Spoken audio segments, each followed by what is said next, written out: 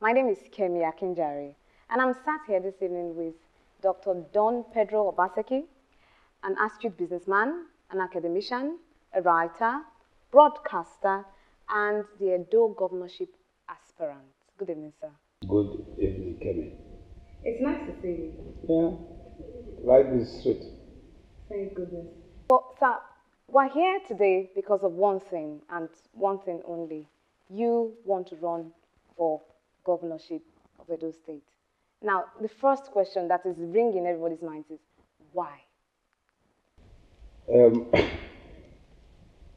As a citizen of Edo State, a freeborn son of the state, I think I have every reason to want to run. When I say why, I mean why the shift from business, broadcasting, from lecturing, and basically academics to politics? Why? Bad men rule because the good ones don't get involved. And I think the time has come when we change the political dynamics of our state. The time has come where we try to move Edo State from being that ancient equatorial state to a modern economy. And I think the only way that can be done is if those who have succeeded in spheres outside of politics, particularly when you see politics in Edo State and maybe to a larger extent in other parts of Nigeria, as the sum total of brigandage. It is time for persons who believe they have something to offer that can move the people forward. And you believe? I don't just believe. I believe to the very minutest molecule of my being. I believe that I have the verve, the presence, the sincerity of purpose, the vision, the know-how to be able to take Edo State from the current level it is to a much higher level where I think it should be, particularly in the Committee of States in Nigeria. I believe. Now, 3 words you used just now leapt at me. You said you have the vision, you have the verve to move Edo State from where it is. Yes. What is that vision? Edo is the vision. But for mine, Edo actually is an acronym, not just Edo as in EDO. The vision is wrapped around 3 principal letters of the alphabet: E, D, and O. Empowerment for development and for the creation of opportunities for our people. Because it is an all-encompassing, all-enveloping thing. When you empower people, you will be creating jobs, you will create manpower empowerment, manpower development, educational advancement, educational development, human resource management, and you will create businesses, and you will make the people feel a little more people than they used to be. You will make them feel their humanity. I'm going to create a government that will celebrate the human in all of us. And when you develop, which is the D in Edo, development is also all-encompassing. If you look at infrastructure, human capital infrastructure, if you look at creation of better roads. When you were just talking, 3 words they leapt at me. You mentioned vision, you mentioned having the verve, and you mentioned your vision being Edo, not as a geographical space. If not as a geographical space, as what? Edo is a lot to many people. Edo is a people who may not necessarily live within the confines of the geographical boundary called Edo State. Edo is a language spoken by predominantly by almost everybody within the Edo State with different dialects. Edo is a city. That is the native reference in pure nativity to Benin City by the inhabitants of Edo South. Warye Iriedo. In our language, there is nothing like Warye Iriebini. So, because of the all-encompassing nature of those 3 words, I decided to wrap around my entire vision for the state within the confines of those 3 words, and in it be able to bring out the import of those three words as the key. Let's put it well. If it is internet now or your phone, the PIN code to unlock the entire developmental machinery, the vision which will pilot my mission as executive governor of Edo State. No, empowerment for Edo. Empowerment is E. I spoke about empowerment, as in educational empowerment, human resource empowerment, financial empowerment, and all sorts. Development, manpower, infrastructural development. Because when you talk about development and you build roads, and you don't develop what those roads could be used for, you don't develop the human capital that will drive the economic potentials of the state using those roads, then you have not completed the development quotient. Then opportunities. You see, because as a businessman, life is about opportunity. Remember that old song, bang, bang, opportunity, opportunity comes but once. It is the ability to recognize the presence of that single opportunity that could change the entire speak and landscape. That is key. And I think Edo State is a land filled, to use the biblical, with milk and honey. And God has been so kind to our people to place us in the very epicenter of the equatorial rainforest. Because what God gave the Edo man free of charge is what people lack in almost 60 to 70% of the surface of the earth. Remember when I was much younger, they did We Are the World, because rain not grew for Ethiopia. And yet we were in Benin, where rain can continuously fall for 7 days in a week non-stop. And what does that breed? It creates the right fertile soil and creates a preponderance of agricultural produce that grow as weed. Look at plantain, for example. I'm just looking at the opportunities. Look at plantain, for example. Look at the palm trees, for example. All these things are things that grow in Benin by default. I have not seen anybody actually walk out of his home in Benin or Edo or Isan or Ebiekoi or Enyai or Magbayo to just go and start tilling the soil to plant plantain. Because the sapling of a plantain never dries. It's all over Benin, sprouting all over the place like speckled dots on a leopard's hand. That shows that God has blessed us. But have we harnessed God's blessings for our collective good? That is where the challenges are. Because if we seize the right opportunities, jobs creation will come as a direct derivative. And when there are no jobs, kids will steal.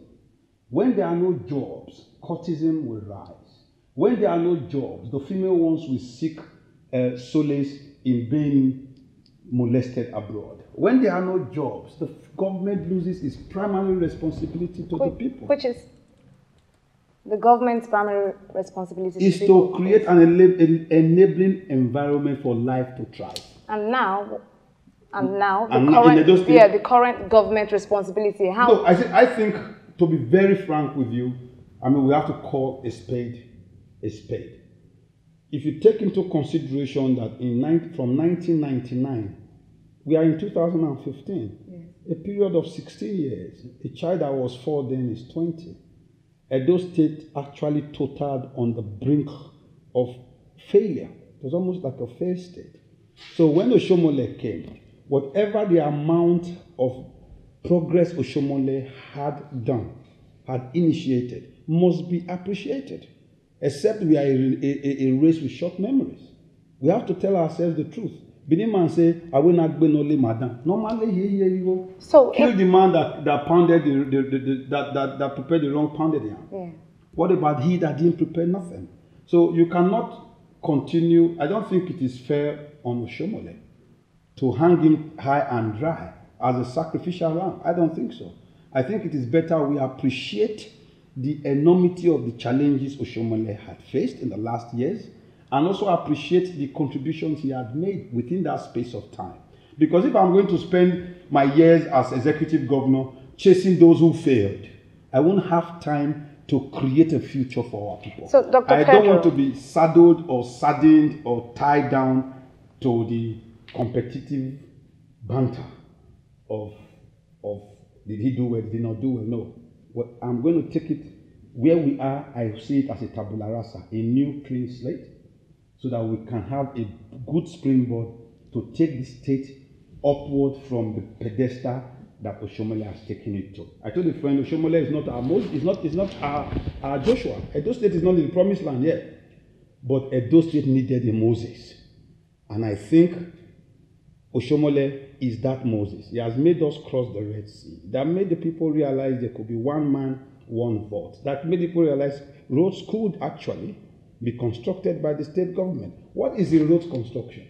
That is the duty of government. No, before we get to the duty of government and responsibility, Yeah. you mentioned appreciating the current governor Yes. and using his government as a springboard to taking Not his Edo. government. I said things on ground. Things the on government ground. must take total responsibility For for everything actions. on ground. Yes. Both failure to act and those they acted upon. That's why the Englishman says by error of commission, which means something you did deliberately, or omission, that is, or something you forgot to do. So I think Oshomole should take the plaque for the problems with Edo State, but he should also take the glory for whatever progress Edo State had made from where it used to be when Oshomole came into power. Edo State is not where it used to be when Oshomole came into power. And as an academician, it's going to be difficult for me to wish away the successes of Oshomole for political grandstanding of political gain. I don't think that would be sincere. I think that would be lacking sincerity of purpose and a political mindset and political orientation of the state. And I cannot do that if I begin to flounder and banter. I'm not Oshomole's PRO. No, you're not. I'm a governorship aspirant who has a dream for my people, and my dream is not hinged on anybody's failure. Now, Dr. Pedro, you mentioned as an academician, you know that theory, what's on paper, is much, much different than what is practicable and applicable. Okay, thank so you. what are you going to do differently to what has been done and what is being done now in the state? Before I answer that, I want to let you know that any man or any group of persons who defy or discard the theorem can never get the practice. It is your inability to apply the theory practically that is a shortcoming. But theory, water must be H2O. Theory, somebody brought about the theory of quandary mathematics that led to computer appreciation. But that is on the one hand. Theory is key, but the ability to make the theory manifest is different. Dreams are great, but a man without a dream cannot make any dream manifest. Now, how will I make my dreams manifest? Number one, I will look at agriculture. Agriculture is the main reason why the white man came to Benin. Not just in the last colonial experience, but right from the time of Afonso Daviero and Bartholomew Diaz, when they came here in 1550, in the reign of Oba Ozolo and Oba Esige. And that is still the reason they came back in the 19th century. That is the reason they created the oil rivers. The oil we talk about wasn't crude oil, it's palm oil. And that thing still drives industries around the world. Nigeria still cannot meet close to 65% of its palm oil needs. And yet Benin, Edo State, the center of the equatorial rainforest that creates palm by default, has neglected that. I want to create agricultural communes so that we'll be able to harness that which God has given us free of charge. That is on the one hand. On the second hand, I will look at creation and resuscitation of existing industries. Number one, you look at Okbela Cement Factory. It is a travesty that which had made Dangote the single richest black man on planet Earth since the creation of the earth, since Adam and Eve, the most liquid man, at least in quantifiable terms on earth, is basically based on cement. And cement, it runs through the entire length and breadth of Edo North. And Edo State reposits close to 56.3% of the total cement deposit or limestone deposit in Nigeria. We can create 4 or 5 cement factories. And the biggest building boom in Africa is in Nigeria. Just 5, 6 years ago, Lagos ended at Lekki. Today, Lagos is knocking on the doorstep of Ekpe, 40 kilometers forth. Just 4 or 5 years ago, Amagba was a village. The building boom is booming. And yet we are importing cement or buying from Dangote, that which God gave us free of charge. Let's wake up and smell the coffee. That is on the one hand.